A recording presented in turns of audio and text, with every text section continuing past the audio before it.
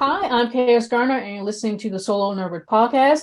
Today, I'll be speaking with Andre Owens, the creator and writer of the comic series Bovine League, here to promote issue 2 coming soon to Kickstarter. Welcome, Andre. Hi, how are you? It's good to meet you. I'm doing well. Nice to meet you as well. But Thanks. outside of my introduction, who is Andre Owens in his own words? Oh, well, Andre Owens is a former cinematographer who turned himself into a comic book writer, who then turned himself into a screenwriter. So Andre Owens is someone that's been creative his whole life. I'm a creative, is the best way to describe myself. So, how did you go from cinematographer to comic writer to screenplay writer? So, how did that Okay. all work? Okay, so when I was a kid, like a lot of people, a lot of the same people that do comics and stuff, had the same kind of story. You read comics as a kid, and it was something I always read. I made my own comics when I was a child. When I was in middle school and stuff, did the school newspaper with my own comics. So I was always into making comics. After high school, I wanted to go to art school, but I chickened out. I didn't think my talent was good enough, so I ended up going to film school instead. So I went to film school and I became a cinematographer. So I shot, music videos, commercials, all kind of stuff. Low budget feature films, there's all kind of different things. But around the late '90s, when you're a cinematographer, you're being creative, but you're not doing your own thing. You know what I mean? So you're doing you're doing other people's visions. You're bringing other people's visions to life, which is fine. I mean, it's an art form for that. But I wanted to do something of my own. And so I was trying to figure out what can I do? What is a creative that I want to do? I'd love to make films, but I'm not rich, so I can't make my own films just with the budget I had. So I decided I love comics. I'm going to write comics. So this is before social media really started. So I put together a team back in the day off of a website called digitalwebbing.com. I believe it still exists, where I found artists, and I made my first book called Force Galaxia in 2006 is when it first came out. So that was an anthology of 3 different stories within each issue. I made that. I have 3 issues of that out now, and I've subsequently made 6 other comics over the years.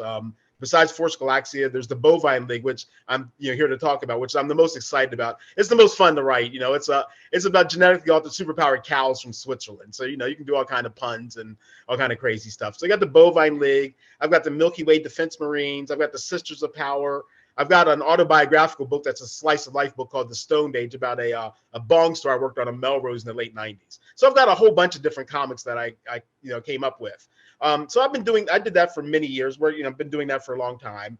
And then around 2016, one of my friends, a screenwriter, said, he came to me and said, "Hey, that idea you had for a script, let's do it." So me and my friend Jeff Howard, shout out to Jeff, what's up, buddy?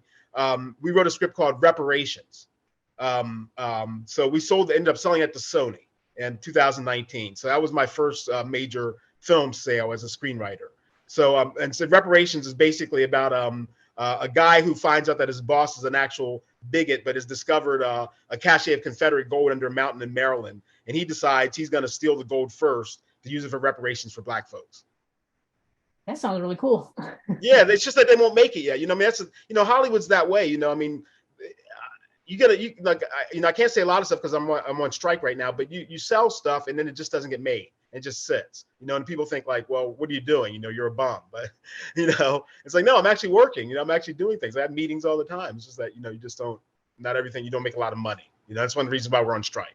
Yeah, yeah. One of my friends here in Baltimore, Maryland, sold I don't know if it was a script, but I think he sold some writing or like the rights to a book or book series that Okay. he. I didn't know you were in Baltimore. I lived in Baltimore for years.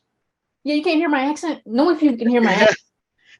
Well, maybe not because I'm from the area, so it just seems normal. Oh, okay. But yeah, here in Baltimore, I think he sold like the rights to a book that he wrote, a book series to Warner Brothers, and he said more than likely they just kind of like threw it in the vault, but he sold Right. it to them. So it's pretty much what you just said. They pretty much just hold on to it, and you really don't know what's going to happen with it, and probably until after it's already been like released or whatever. Right. So, Yeah. It's a tough thing. What's his name? Your friend? um, what is this man? His I don't name know if I is knew him. uh Maurice. He goes by Okay. Reese. I think Reese, like like Reese or Reese something. No, I don't. Robinson. Oh no, I don't know him off the top of my head, but because the black indie, the black Hollywood is a small area. It's a small community. You know, I mean, so yeah, he's still I here didn't know. in Baltimore though. Yeah. Okay. Um, Okay, so back to the Bovine League. Yeah, You already pretty much mentioned that the Bovine League is about genetically altered cows who like yeah, in Switzerland who pretty much become superheroes. So can you just elaborate a little bit more on that creative process? So like sure. where did the idea come from? Just like I guess from beginning to the end till Okay, now. so yeah, well, it's interesting. So inspiration comes from everywhere for artists, right? You can Yeah. find it, looking at a flower or whatever. So what happened was, I was on vacation in Switzerland many years ago, and when I was there, I bought a coffee mug, and on the coffee mug, it had cows representing each canton or state within Switzerland, and each cow had the colors of that particular state, that particular canton. And I didn't think anything of it, but a couple years later, I've been writing. I'm writing and wherever, working on stuff. I'm thinking, oh, I gotta, I want to do something new. What can I do? I want to do something new, something whimsical. And I'm looking at the coffee mug. I'm drinking coffee, and I'm looking at it, and I think like, haha, I'm gonna do a superhero story about cows from Switzerland. And literally, that's where it came from, was buying a coffee mug on vacation and then drinking coffee many years later and actually looking at it and deciding to make it. So from there, what I did was I decided which, there's like 20, I don't know how many cantons in Switzerland, 26 or so, I don't know. And anyway, I chose 9 or 8 that I wanted to work with that sounded like interesting names. So I named each character after a canton, and then I gave each character a specific, archetypical personality. And then after that, it was just, it was just easy to write, So the main thing about the Bovine League is, so the adventures of the Bovine League are, they're in the pursuit of the cosmic udder and the 4 teats of matter. So, so supposedly in the history there was this Viking cow called Adhumla. So I say back in the pre-Lapsarian period, before the fall of man, that she created this cosmic udder and the 4 teats of matter to control reality. And the other cow gods back then decided she was too powerful and put her down, and then spread the 4 teats of matter across the world and hid the cosmic udder. So, fast forward 3,000 years, 4,000 years, however far in the future this is, and the Bovine League is in possession of the cosmic udder for protection. But there's a mad cow god called Nandi, and now Nandi in history is a Lord Shiva's protective cow. He like guards Shiva. He's like sits outside of Shiva's residence. But in my world, Nandi has grown tired of just being a protector and wants power for himself. So he decides he's going to find this cosmic udder and unite the 4 teats of matter. So the adventures of this story, this story arc, is the Bovine League pursuing Nandi to make sure they can get the 4 teats of matter and the cosmic udder before he can unite them to wreak havoc on the world. So like the adventures take us. So issue 1, which you can get in the Kickstarter when you subscribe one of the tiers. Issue 1 has introduces the Bovine League, and we see their individual characteristics and everything. Issue 2 starts us on our adventure. This is what we're doing with this issue, but they go to Scotland to face Black Angus, who is a sorcerer cow. He's a mad sorcerer cow. That's the dictator of Scotland. He has the solids teeth. So they go there in issue 2, and that's what they're going to face off with. Issue 3, they end up in America, in Lancaster County, Pennsylvania, where they hook up with the Holsteins, which is a Fantastic Four type group of all women cows, and they have an adventure there. Then they go to Texas, and they face off with Bushwhacker the Bull and Babe the Blue Ox. They end up in Japan, where they face off with the big cow leader of the Kobe beef syndicate. And then the final adventures takes them to India, where they confront Nandi. So it's a long, like a 6-issue adventure. And so far we've got issue 0, issue 1, and issue 2 is what we're trying to get made now. Mm-hmm. So it sounds like the Bovine League, I guess stretches out to different real life places, and even like uses real names of places. And has that ever been an issue, or do you feel like you'll run into one? Or hopefully you won't run into an issue where you're using real places and like using Gandhi, which is like the name of an actual like cow god who was a protector. Right. You No, I mean, everything, what you do, in writing comics, everything is, when writing anything, when you're writing like this, it's either for satirical purposes or it's by coincidence that you use those names. So that's what you just put a disclaimer. Like in my book, each disclaimer shows at the beginning, it'll say something to the effect of, all likenesses of all characters and places are either through, or used for satirical purposes or are through coincidence. So there's really no worries about that. I mean, like for instance, in my book, The Stone Age, which is an autobiographical book, about the store I worked on. Now, there were several celebrities to come in there. So one of the celebrities was Brad Pitt. So he's in this book. Now, people were afraid I was going to get sued by him, but I've subsequently heard that he's heard of this book and thought it was funny that he was in this book. So, there's unless I was trying to take advantage of someone, exploit someone, I think you're fine on that level. Mm-hmm. So have you noticed any changes about Bovine League that you weren't expecting, or you expect to change from, I guess, that you expect to change, I guess, going forward? So like the art style, storylines, changing collaborators, like uptick in readership or anything like that? Yeah, well, for the Bovine League, I will stay with the same creative team. This guy, Christian Alaminos, he does everything. He does all the artwork, all the coloring. He does the lettering. So he's a one-man team, and he's perfect to work with. We get along. We've known each other for years. He originally worked on a book of mine, Sisters of Power, back in the day. So when I was going to do the Bovine League, I knew he was the artist to do because his style just works perfect for it. I'm sorry. What else was the remainder of your question?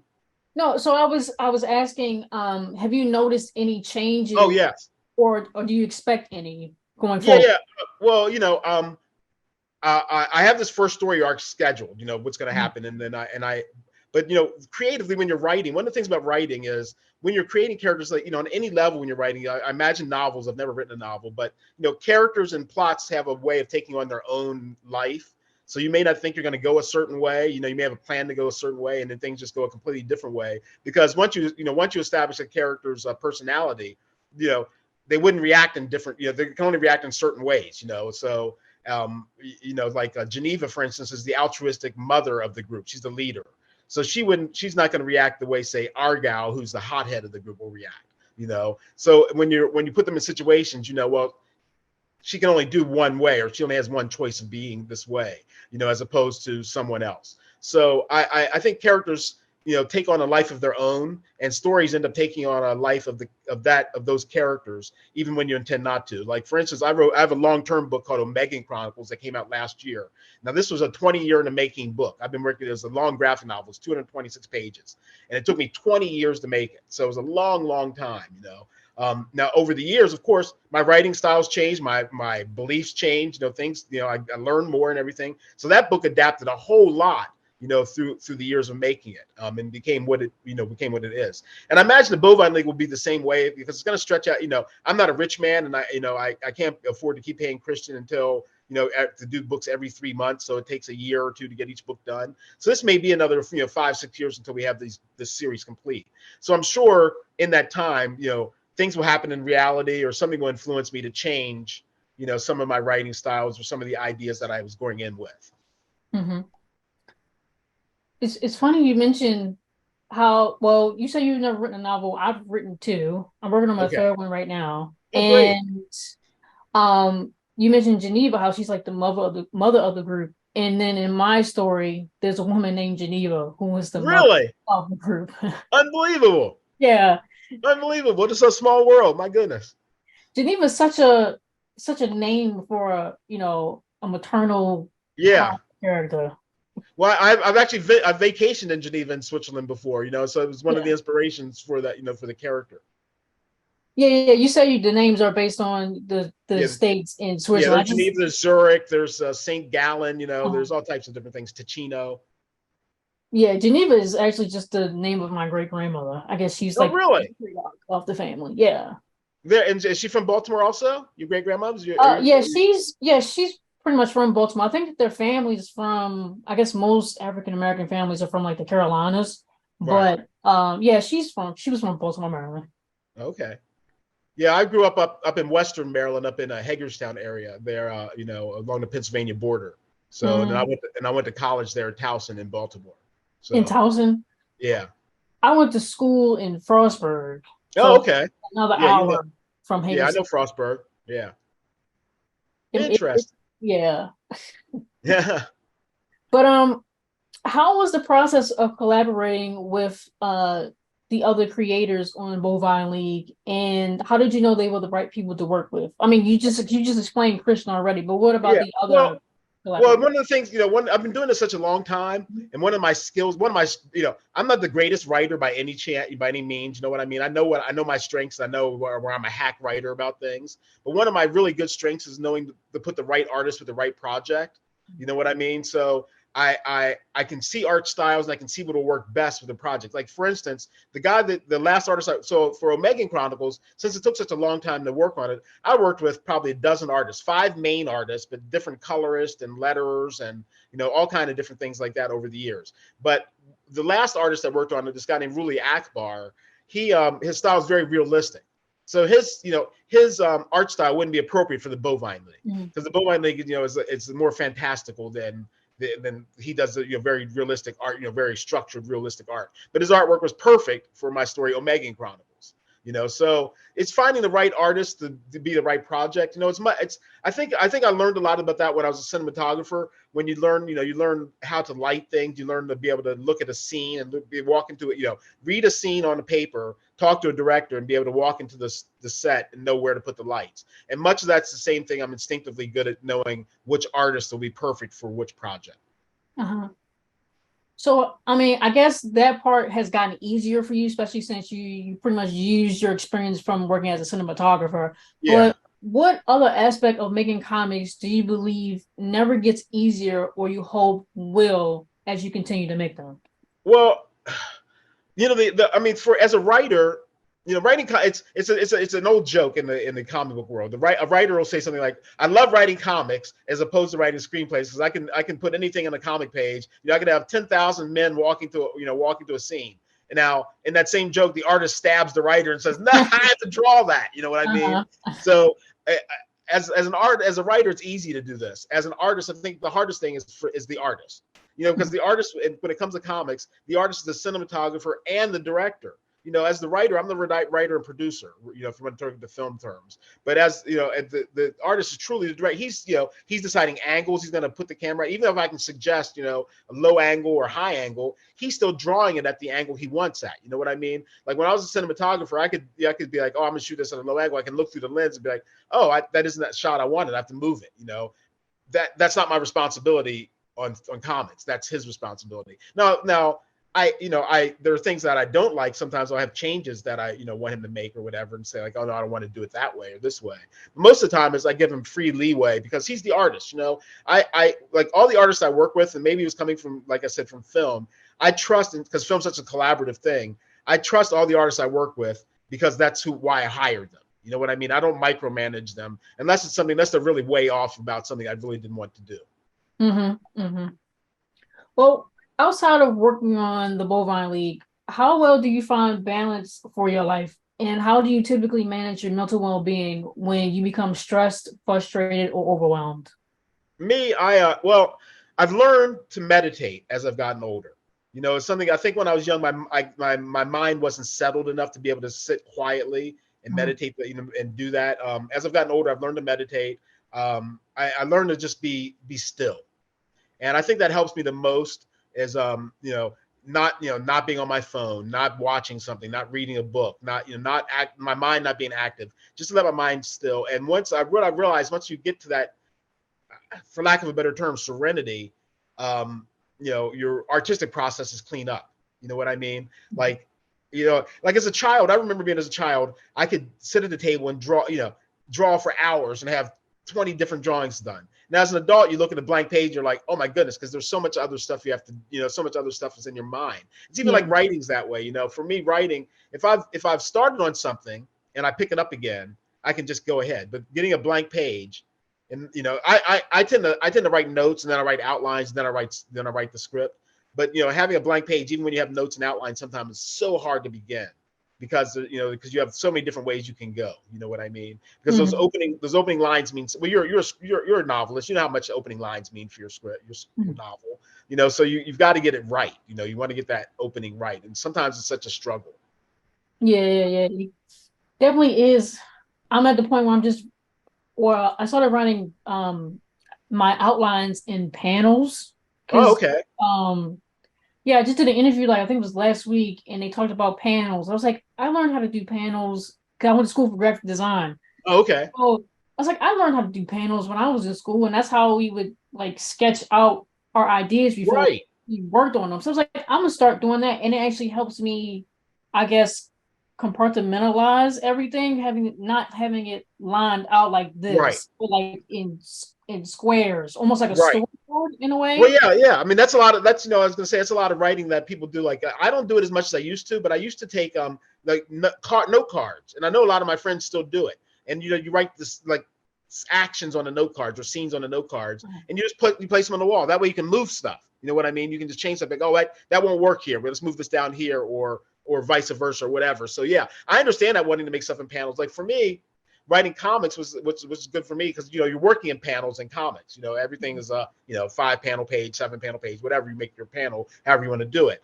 And for me, learning that technique, it's a skill you learn, to make it work really well. So if you read some of my earlier comics, they're very verbose and they're not visually interesting because I'm just too verbose. Now I've learned to be more concise in my language and make my point a lot better.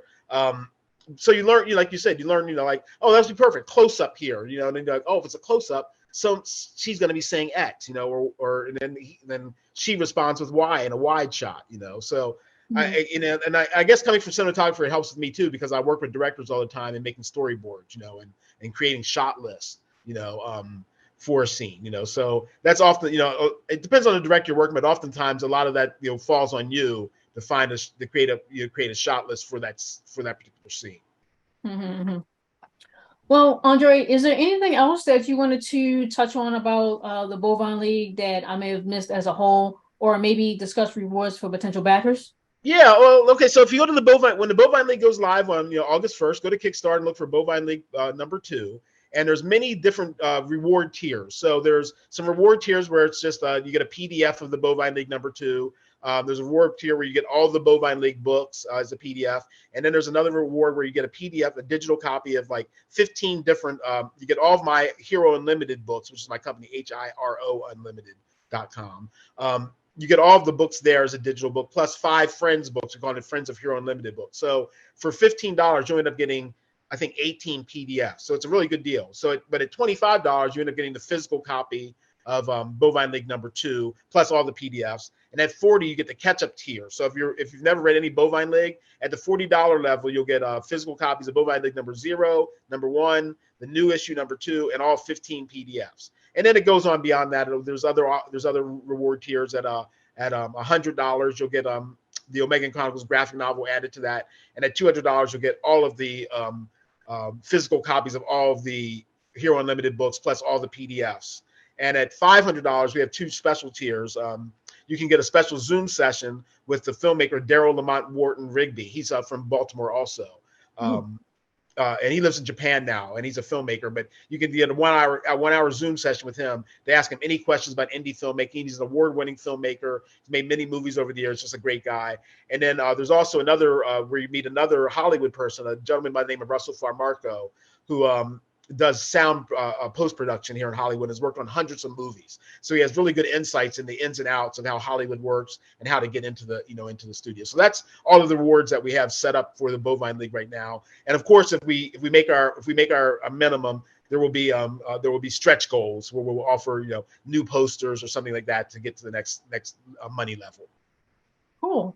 So, Andre, where can people find you online, and what things you have coming out? I know you mentioned before we got started, you're doing a panel at San Diego Comic-Con. Yeah, well, this week, I don't know when this will air, maybe probably after this, but I'm on a Friday panel at Comic-Con. I've been on panels quite a bit at Comic-Con, at San Diego Comic-Con. I've been doing it for a long time, so now I have a lot of friends, to do it. Which brings me to something I was going to say. Let me give a piece of advice to people who want to be creative or work in this field, and how to make it.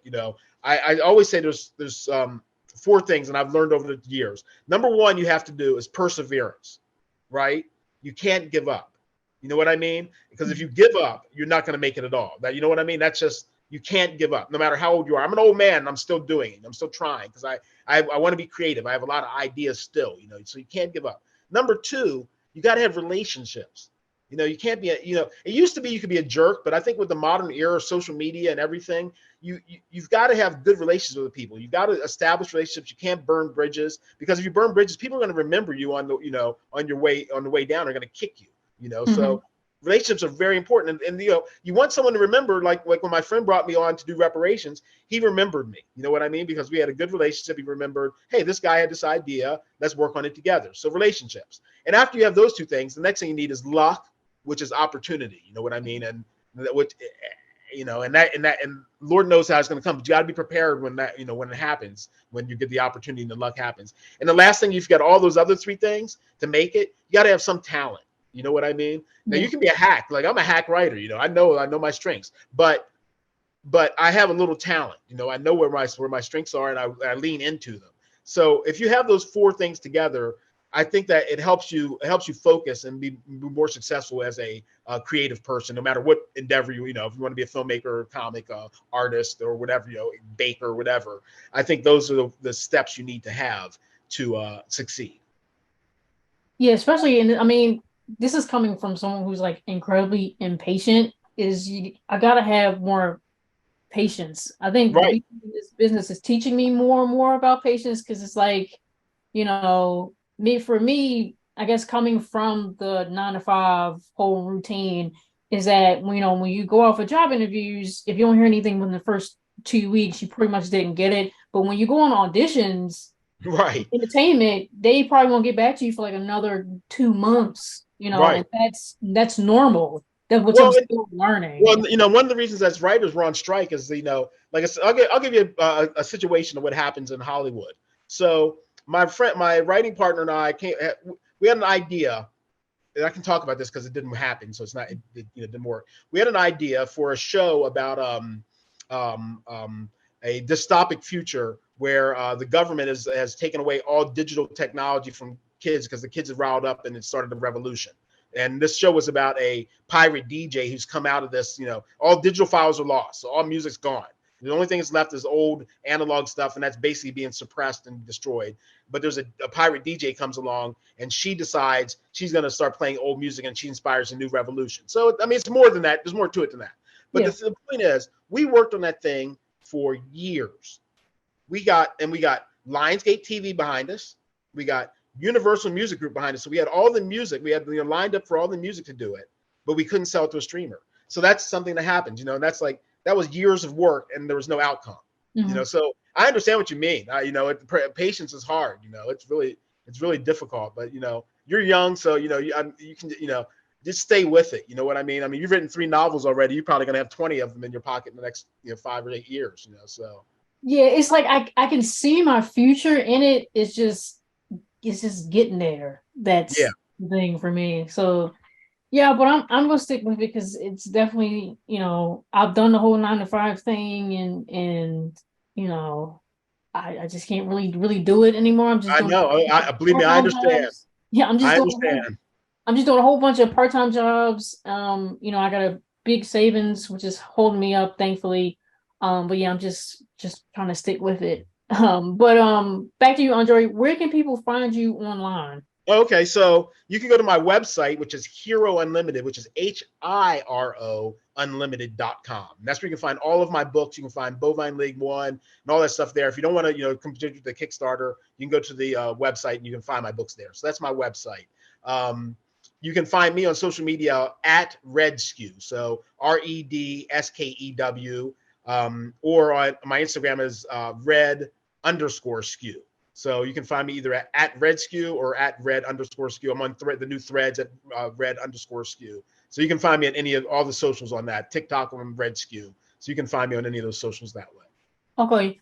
Also, is there anything you want to mention about the strike? How anyone can support you all, the writers, actors? Yeah, everybody. The main thing that would support us is to not complain.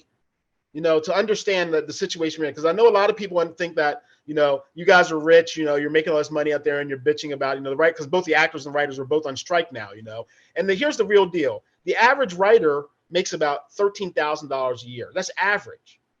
You know what I mean? That's an average writer. And that's, there are people who make a lot of money, but then there's people like me who hasn't, I haven't made any money since 2021 selling anything. So I've been like you, I'm living off of savings, I'm living off of those things. Heck, I'm working at Pizza Hut right now. I'm delivering pizzas because that's, you have to do. Like you said, you have to have gigs to, keep you going through. And as for actors, we see all these actors making a lot of money, but the average actor makes about $70,000 a year. Which seems good in some parts of the country, but in LA, that's nothing. It's impossible to basically have you're not even really middle class. So and that's an average. So there, you got to think about, there's a lot of people not making anything. Actors that are working, McDonald's or whatever, that make nothing and they're SAG-AFTRA. I mean, like I just read an article about the show Orange is the New Black, the Netflix show that was on about the women's prison. Mm-hmm. And I was reading some of the writer or the actors, that because it was a big ensemble, talking about some of the residual checks are getting for like 3 cents, and so the whole system's got to change. I mean, what happened was the system used to be about residuals and stuff like that, because you would have a TV show and it would go to syndication and be money that made that way. But when streaming came along, just like with music streaming, they're not paying us anything for it. It's like for one of the problems with the actors, one of the main issues is both writings and actors is the advent of AI. Now, I think AI has its place. I think it's going to be useful for certain activities. But one of the things that producers came to the actors with was they wanted to be able to scan the background actors completely face and body, pay them once, and be able to use their image for eternity for whatever they want to use. Mm-hmm. Yeah, so, I read it too. So it's like the producers are being unrealistic. The studios are being unrealistic. You see the money that like Bob Iger at Disney making $240 million, and they're claiming poor that they can't pay writers or actors anymore. We can't get part of the pie. So basic thing I can ask for people to do is just support us. Be patient. Be patient with this. This strike's going to go on for a little while because there's nobody to come along to try to walk us through it. In the past, in 1960, there was a strong producer that came and did it, and in 2008, there was another strong producer that came in the last writer's strike. But there's been no one stepping forward, so it's going to be a while. So the best thing I can ask people to do is be patient. Support us. Don't complain about people, rich Hollywood people, because we're all not rich.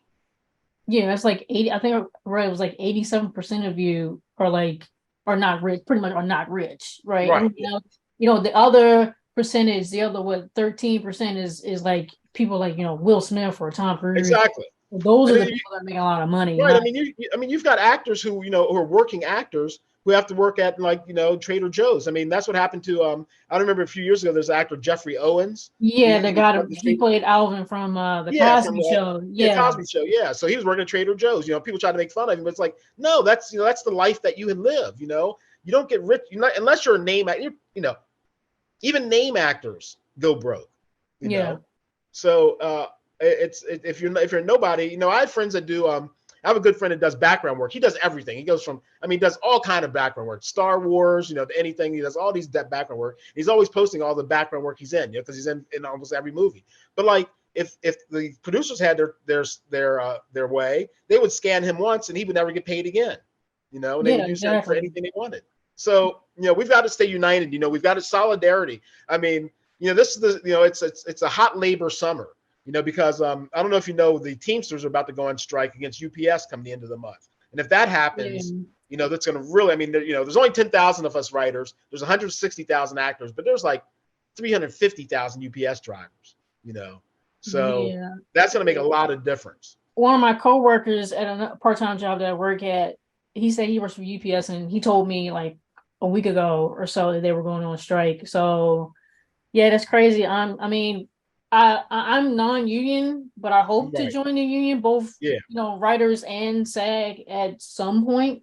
Yeah. My career. So I'm hoping that we all get a fair deal, and people listening, don't scab and don't cross the line and don't cross the picket line, please. Just don't scab. I know it's tempting. You know what I mean? Because what I'm seeing is like what the studios are doing now, because no actors are crossing the picket line to go to these premieres. They're approaching cosplayers. And I know it's tempting as a cosplayer, because you get publicity and that'll be good for your image. But don't do it. Just don't do it. Yeah, but I mean, it's going to hurt you in the end because at some point you probably are going to want to join the union, but you can't because your past work, they saw you cross the picket line. So you're Yeah, not. people remember. Look, LA is a big city. Hollywood's a small town. People remember. Uh-huh. Like I know. Look, I've had friends. I've had friends who've sued directors because they've sued producers because they've stolen something from a script. And some of those guys get blacklisted after that. They may make a deal and go out of pocket settlement or whatever, but they'll never work again. Mm-hmm. So, and then when you're there's so much other politics that go on within making anything even strong. Like I'm a good friends with the horror director Mike Flanagan. We both went to Towson and we were friends because of that. He recently posted an article about him talking about when he was making the show Midnight Mass for Netflix.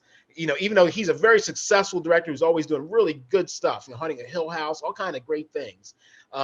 He still had studio interference, where they were like, no, we need to make this, we need a jump scare moment. You know what I mean? So it's, we need, it's like, well, I don't want to do that, but even with the power, you still do. So yeah, I remember reading something he posted recently about pirating, and then he was like, because DVDs aren't really a thing anymore because of residuals that the studios don't want to pay. Right. That's why they were just wiping them completely when they canceled shows from like whatever. I think the Pink Ladies is the one they did, like they did the Grease, the new Grease show. Yeah, exactly. Yeah, they were wiping that completely, and then and then stuff they did on HBO Max, they wiped it completely. So there's no like way people can watch them now. Right. They wiped it because they don't want to pay the residuals. Right. So that's just another thing. And Mike was talking about the DVDs, and he was like, I guess he was against it at first, but he's like now he's for it because it's not that he'll be paid the residuals, but it's like the people who are fans of the shows can watch it because it's like look, I love the streaming. Who doesn't love the streaming era where you just click on a button and watch whatever you want to watch? That's great. You know what I mean? Mm-hmm. But there's something that's really missing, from the video store era where you didn't necessarily go to, I remember, going to several different video stores and each of them having there's such a diverse selection. You can watch to find an obscure old movie and say not even obscure, but like Terrence Malick's Badlands right now. I don't know where you can find that streaming. I mean, maybe you can find it streaming somewhere or anything like that. Angels with Dirty Faces from the 30s. Can you find that? Whereas at the video store, you were able to find those movies, find those things and knew they were there or buy them, like you said, or have them as your own possession. That's one of the things I kind of regret doing. I got rid of a lot of my DVDs, when digital technology came around. So I no longer possess them, and now I'm like, well, shit. Now I can't watch that movie. Oh no, I have all of my DVDs. I never got my DVDs. So you're smart. Like, people were mad at me, like, why you still have your DVDs? So like, now you want to watch my movies now. Yep. Yeah, you're absolutely right. My DVDs. So, no, you're absolutely right. Now you made the best choice. I just like having physical copies of stuff, so I don't have to go looking for it because I don't want to pay $5-6 to watch an old movie that came out 30 years ago, and I probably have it on DVD somewhere around the house. So, no, I totally understand that. Yeah, I mean, well, because what it is someone else decided making a choice of what not censoring, but making a selection of what you can look at. Making curating what you can do, and it's like, who wants that? I want to watch what I want to watch. Yeah. That's a good thing I kept my DVDs. Yeah. All right. Well, again, I want to thank Andre Owens, the creator and writer of the comic series Bovine, for joining us here today to promote issue 2, coming soon to Kickstarter, August 1st to be exact. All of Andre's socials and website will be listed in this episode's details alongside the Kickstarter link for those who are interested. Again, I'm K.S. Garner, and you've been listening to the Solo Nerd Bird Podcast. Thank you. Thank you.